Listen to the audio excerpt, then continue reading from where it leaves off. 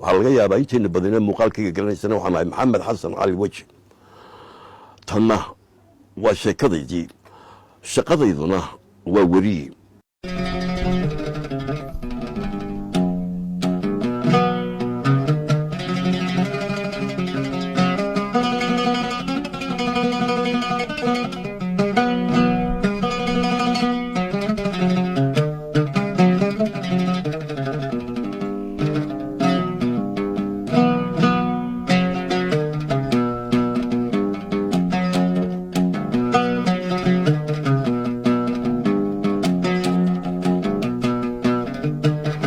haddaan gudagalo taariikhdayda waa sheekadayde waa iska wada beri dhaweyd ma fogaa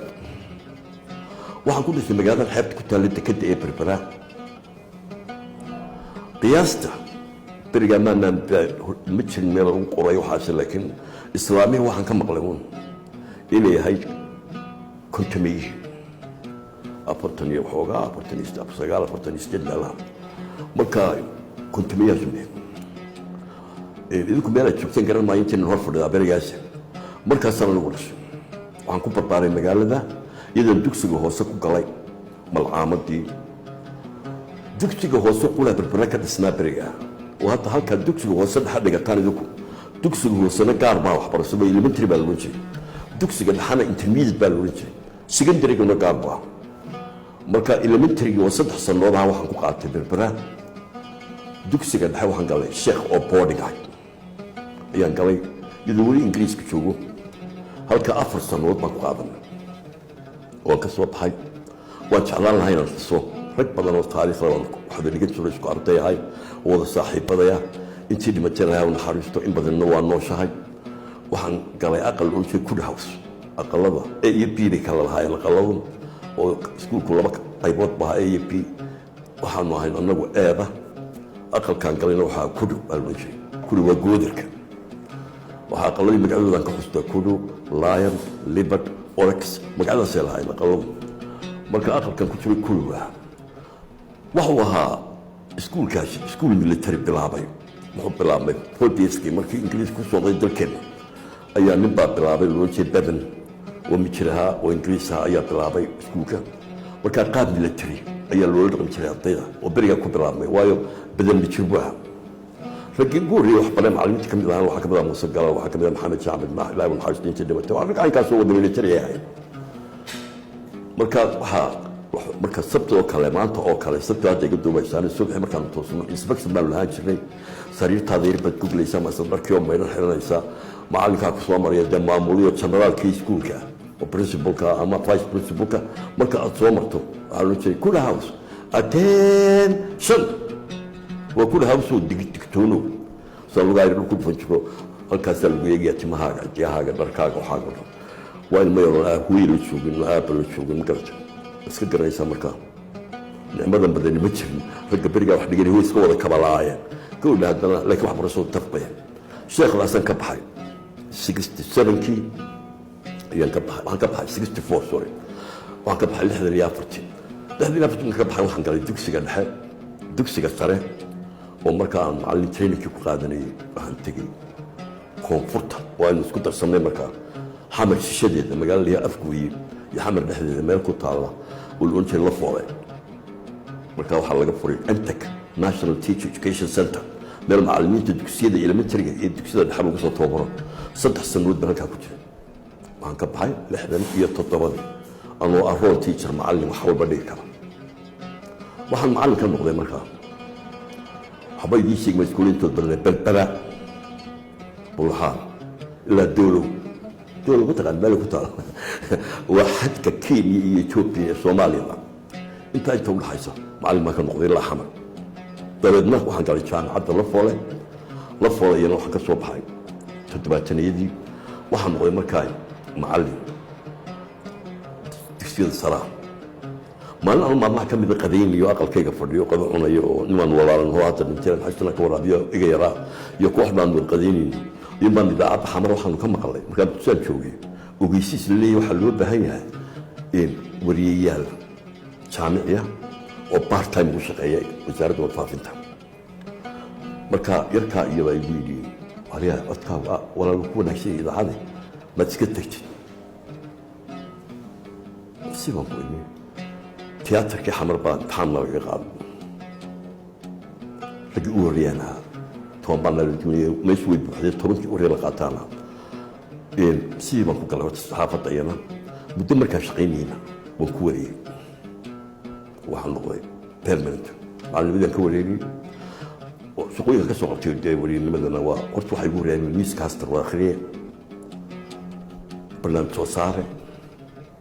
لنا يوحي لما dadka la dhageysanaya dee weli bay noo yaqaaneen shaqada intii kala baxdaan ma yaqaaneen alfaan baan kala alif level saacin baxaso laakiin waxa la yahay presenter producer ma garanaysa script writer waa bari shaqooyinku marka intaba waxuma ka qabqabin jiray barnaamijyadii aan kusoo bilaabay waxaa ka mid ahaa layguba qaatay meesha barnaamijka waxbarashada maadaama aan macallin ahaa barnaamijka waxbarashada ayaan intan badan sameynay warkana waan akhriyay waxaase markiiba ii raacay oo barnaamijyada aan ku dhex darsaday midaan taalantu lahaa oo ahaa sheekada gaaban oo anigu aan ka bilaabay idaacaddan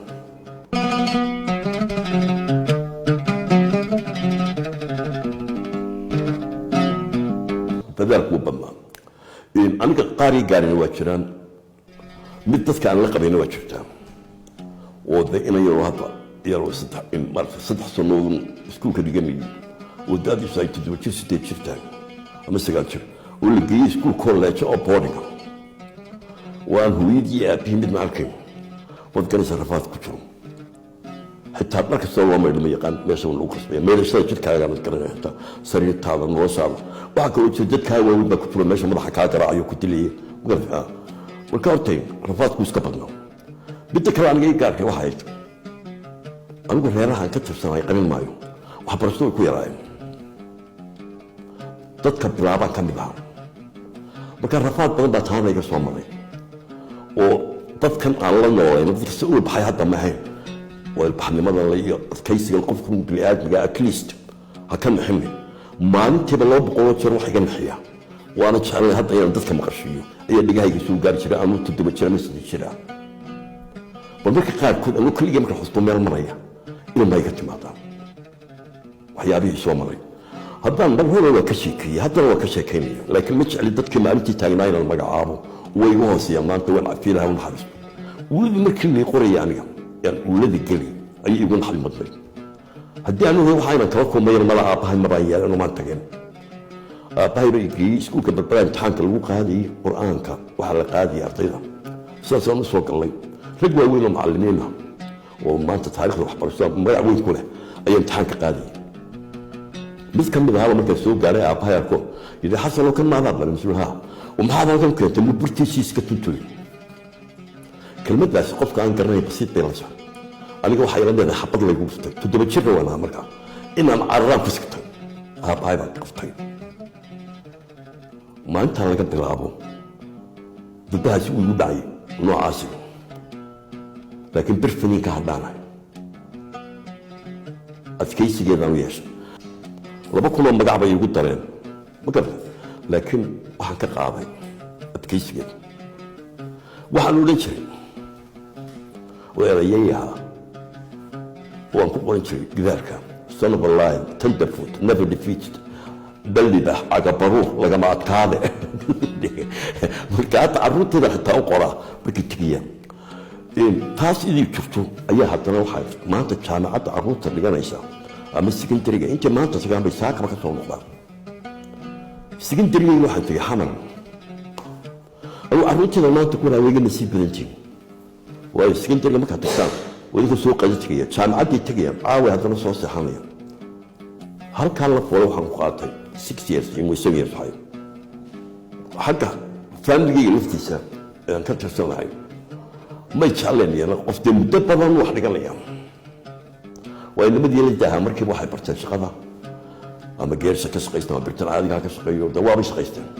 أنا جو حليب هي فرنا قرر نعم برتاج تمرد بس كتشو إسلام ربك عقل تماتتها ولكن ما بوكتين بوسيتها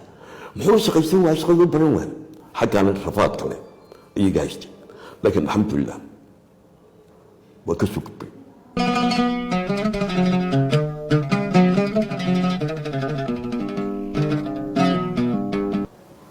weli ma helin wixii aan ma halkan gaari lahaa waxay reebayeen waxaa dadka dhex yaallay qabyaaladda cadayska mid kale shaqooyin kamin qabanay magaalada saxaafadda tahay iyo fanaaniinta iyo waxaasi adduunka saddexaad iyo dadka juhalada ay u badan tahay qiimo kama leh maxaa lagu cabanayaa hadda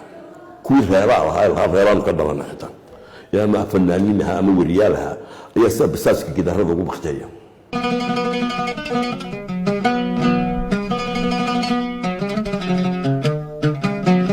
waxay keenay markaa aan bay joogay ardayda ee aan la soo kulmo waxaa soo rafaadayo afxumayo qulma waxaan khashin jiray sheekooyinka anoo yaro inta leeg ayaan bilaabay inaan akhristo qisada la yidhaha alf leyla waleyla ee hadda buuggayga aan uga dheegay magacaan konton sheekeyo sheeko waa kun habeen iyo habeen alf leyla waleyla waa afar jis afartaa jisba waxaan dhameeyey anoo aan fasalka saddexaad ka soo baxay waxay ooli jireen maktabadu lahaa sayid qudo inan uu dhalay baan isku fasal ahayn waa laga yaabaa inuu yaman buu joogaa dee muuqaalkayga hadda arko mukhtaar sayid qudo baa loodhan jiray oo nin yamaniyu ahaa dukaankiisaasay ooli jireen maktabad buu lahaa alf leyla waleyla halkaasaan horta akhris ku bilaabay weliba aabbihii baan u akhri jiray inta badan markii dambana aan akhristay markaan sheekh soo galayna waxaan helay kutub badan aan akhristo oo sheekooyina ay ka mid tahay kuleyla wajimna وعربيها كون كل يوم يسكوكين عيد بدنا يخصص بدنا ما كنت مرة إنجليش كان برنامج يروح على خسرين أنت صور نوقل أنت صور وتاجس كبراد ما كاستان برابع هذا وكان وينادي إنا أنقل أريو شوت ستورز كيسكوين كجار وحيسي عوية أنا جامعة ما كان كلاين أي أنا صيغ بالقضاء إن شاء الله أيام برتين القضاء إنجليزي ده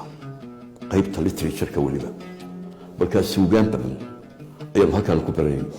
waxaa kaloo ii sii raacay inaan bartay dhismaha sheekada gaaban waa 10 aan baranayay markaad sheeko qaaban samaynayso ama sheekaba samaynayso iska samee maaha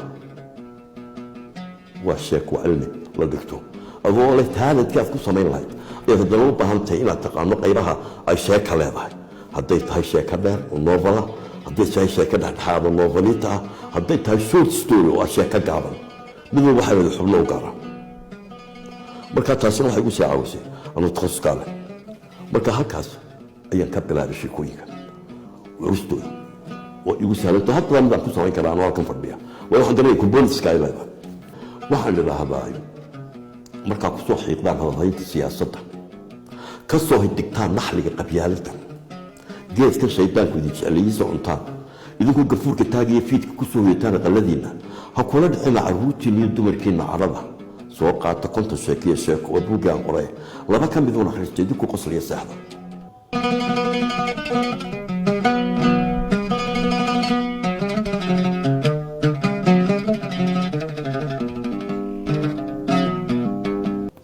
haddaan tusaale kuu soo qaado hadda sheekaliyahoyn lacagtii ducaysay waxaa sheegaya bakhaylnimada dhibaatada ay leedahay qofka haddaan bini aadmigii markaa hadduu yahay fulaha u daran haddaad ku tahay foolnimadiis ka daawayskelaysaan wada taageesi baa tahay laba xilliyooda laakiin waxaa kaa yara dhiman marka laysdalo inaad u taagnaato waa inaad halkaa ka gashaa laakiin dadka bakhayl baa tahay qofka bakhayl ah isna wata mukolodkaale wuxuu jecel yahay deeqsi baa tahay laakiin lacagta ma kaa soo yara baxin wax ku dar marka waxaan ka hadlayay bakhaylnimada ceebteeda iyo ninka baryad badan dhibaatadiisa sheekana waxaa la lacagtii ducaysay laba nin bay ahaayeen oo ilmaadeera wuxuu ahaa nuux haysta laakiin gacantii go'daya oo bakhayl ah weliba bakhaylka ka u sarreeya ee loo yaqaano feeryahanka waa kaan gacmaa furin ninkan ilmaadeerkiina wuxuu ahaa nin baryo shaqadiisaba tahay baryo oo dadka shaxaad ku noolka ah oo aan qofnaba dhaafin markaa ninkan ilaa maalintii uu isbarteen maadeerkiina kama quusan maalintuu arka buu barayaa kana waxba siiyo kii bakhaylkaaba khatiyaa ka jogsaday markii dambe oo markuu arko meelaha dukaaniya ka galiyo ka dhuumo haddii si waxba siimay markaa maalin buu meel soo dhinaa waanu meel kaga dhuunta lahayn ayuu kaga soo baxay kan dawladsa kan dadka baryada badanana maanta mushkilad dhabaa haysatay waxaaskiisiiba umulay waxna mu haysan markuu soo dhawaaba maanta hay dhaafin xaaskiibaa umulay carruurtiibaa gaajan waxba u daakhiy wuxuu yidhaha iska dhaaftin laba sakaro kiisad baa bir dhaqaanta kiisadiibu furayo lacag $10 dhiganta ayuu soo saaray $10 buu dhigay warqad weyn $10 warqad buu saaway kii bakhalka kii saadka badnaa warqad saaqatay ويقول آمين آمين كيف بخلك راح نقول والكالة هذا آمين لا لا ما أنا كنت عين لها أنا أحب السياد قلت عيك شوف ما يتكلم عين ما يلعب عيني ثم حيلاده سو حيلاده أنا يجي عيني سامل هاي حيلاده وحيلاده تشيل بعض قصة صارت إلى هي تشيل كمكلية كي شلت بقيل بشيء تشيل بعض قصة صارت إلى هي تشيل كمكلية لكن وحي ويدي سنة سابوه وحان صورة قراي بس هو محل waxay weydiisanaysaa buu yidhi